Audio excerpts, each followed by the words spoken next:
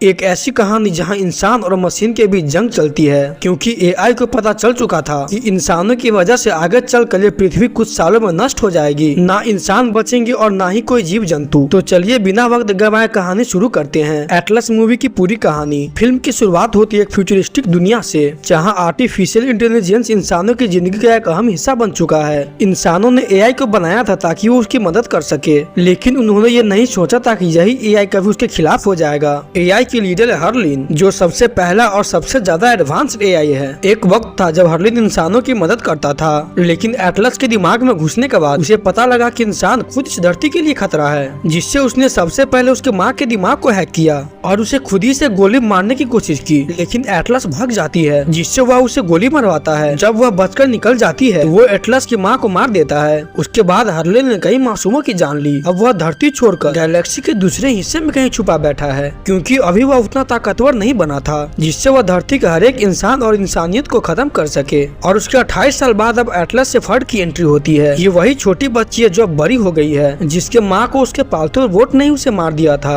Atlas और उनकी माँ दोनों साइंटिस्ट और डेटा एनालिस्ट है, लेकिन एटलस का दिल एआई से बहुत नफरत करता है, क्योंकि उसी की गलती से उसकी माँ एआई से मारी गई। उसका विश्वास अब किसी भी मशीन पे नहीं बचा, लेकिन सरकार को डर है कि अब वो अगर लौट आया तो इस बार वह सभी इंसानों को खत्म कर देगा, क्योंकि 28 सालों से वो इंसानों को मारने की तैयारी कर रहा है। धरती पर अभी बहुत सारे एआई बचे हुए हैं जिसको हर्लिन ने बनाया है, जो जानते हैं कि हर्लिन कौन से ग्रह पर है। मिलिट्री उसे पकड़ने के लिए जाते हैं लॉस एंजलिस के एक तकनीकी सेंटर में, जहां हर्लिन का एक सहयोगी एआई इंसानों के बीच छिपा बैठा होता है। मिलिट्री एक खास एआई डिटेक्शन ड्रोन और पल्स स्कैनर डिवाइस का इस्तेमाल करता है, जिससे मिलिट्री को उसकी पहचान मिल जाती है। फिर एक छोटा फाइट सीन होता है जिसमें मिलिट्री के बहुत सैनिक मारे जाते हैं, लेकिन नीचे आने के बाद इलेक्ट्रोमैग्नेटिक पल्स जो एआई सिस्टम को कुछ मिनट या कुछ घंटों के लिए बंद कर देता है, जिससे वो एआई पकड़ा जाता है। उसे लैब लाते हैं, जिसके बाद एटलस उसके डेटाबेस में छेड़खानी करके चली जाती है और हर्लिन कौन से ग्रह पर है उसका पता लगा लेती है। पता चलते ही वो एटलस और उसके साथ एक छोटी मिलिट्री के टुकड़े को भेज दिया जाता है ताकि हर्लिन को ट्रैक करके उसे खत्म किया जा सके।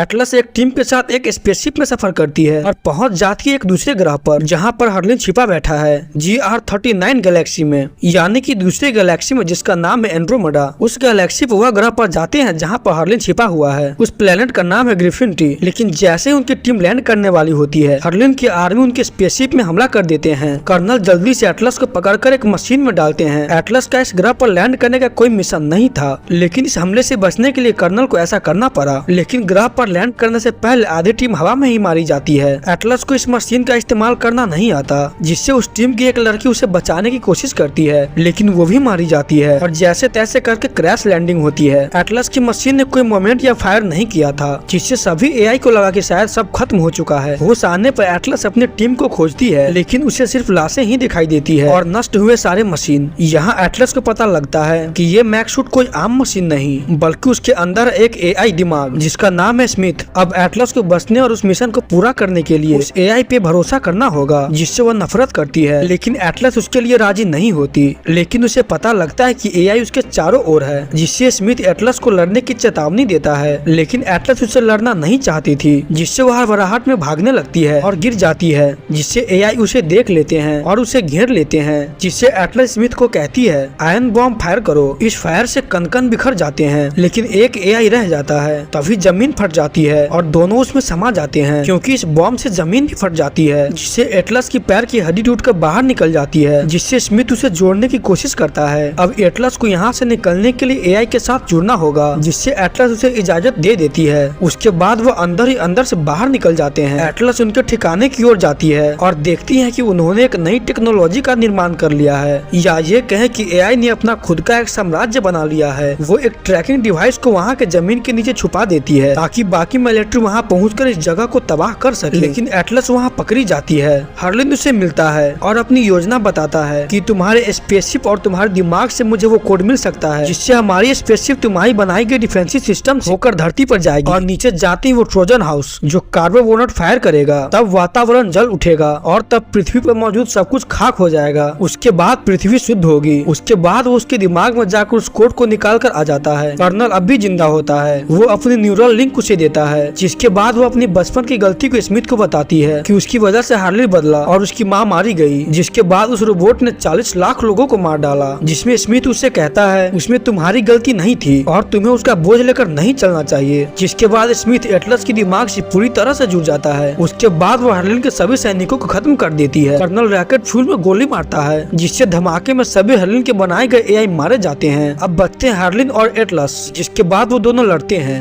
एटलस उसके मारने के तरीकों को पहले से ही देखकर उस पर उल्टा वार करती है। हर्लिन का रॉकेट पृथ्वी के लिए रवाना हो रहा था। अगर वो धरती तक गया तो सब खत्म हो जाता, जिससे एटलस उसके लॉन्च होने के बाद आखिरी समय में उसे उड़ा देती है और आखिर में वो हर्लिन को भी मारकर उसके डेटाबेस को ले लेती है। लेकिन इस लड़ाई में उसका साथी स्मिथ खत्म हो जाता है। अंत में एटलस का चेहरा भावनाओं से भरा होता है। उसे एहसास होता है कि वो मशीन जिससे वो बहुत नफरत करती थी वही उसका सबसे बड़ा साथी बन गया था। जल्द ही पृथ्वीवासी भी उस ग्रह पर पहुंच चुके थे। धरती वापस लौटने के बाद अब एटलस बदल चुकी है। अब वह इंसानियत और मशीनों के बीच संतुलन लाने को सोचती है और उससे वहाँ उसका वाला स्मिथ भी मिल चुका था, क्योंकि उस जंग में सिर्फ उसकी बॉडी ही खराब हुई थी। वीडियो अगर अच्छी लगी तो वीडियो को लाइक करके चैनल को सब्सक्राइब कर दो, कमेंट में अपना नाम लिख दे।